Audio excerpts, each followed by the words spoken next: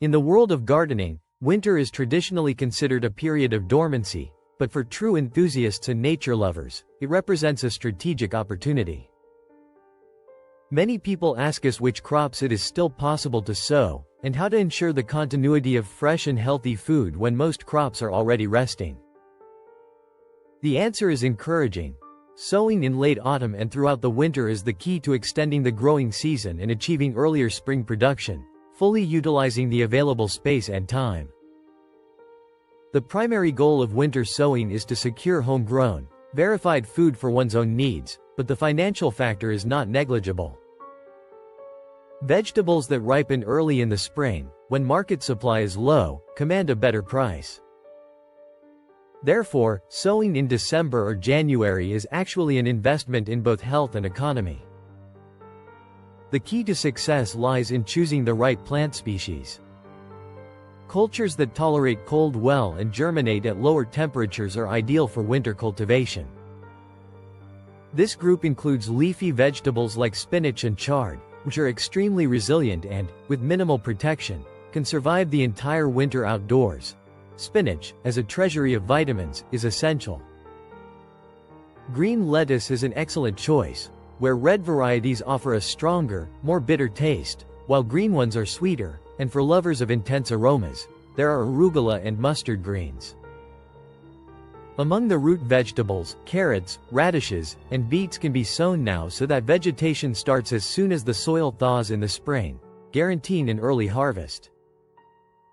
Legumes, such as peas and broad beans, sown at this time, can yield fruit as early as May in mild winters and warmer southern regions, while on the continent and in mountainous areas, red and white onions, garlic, are planted in protected areas to ensure early spring onion shoots. The intensity of growth and final success will depend on multiple factors: crop rotation, soil quality, temperature, and light intensity. Given the short daylight hours, protection is crucial. The application of mulching is the most important agrotechnical measure for plants overwintering outdoors. The beds need to be covered with straw, agrotextile, or similar natural material. The mulch layer should not be too thick so that young plants can easily sprout through it, and it serves to maintain soil warmth and protect the roots. Before mulching, it is recommended to enrich the soil with humus, or worm compost, to ensure nutrients are available for spring development. For those who own greenhouses or low tunnels, the possibilities are unlimited. The advantages of cultivation in a protected space are manifold: earlier harvesting, longer growing season, protection from extreme weather conditions, and working around the plants regardless of the weather.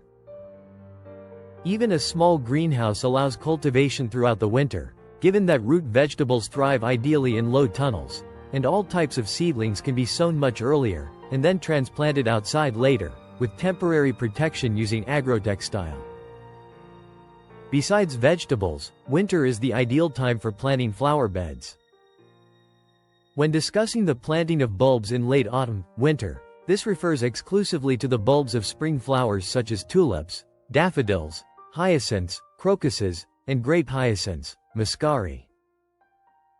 These bulbs require a chilling period in the soil, so-called stratification, during the winter to ensure their proper development and allow them to bloom profusely with the rise of temperature in early spring, often weeks before plants sown only in the spring.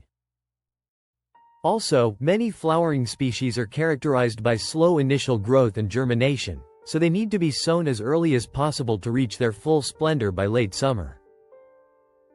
Finally, the orchard should not be forgotten. Tasks such as hoeing, adding fertilizer and nutrients, pruning, and painting the trees are crucial for the health of the fruit trees and preparation for the new season.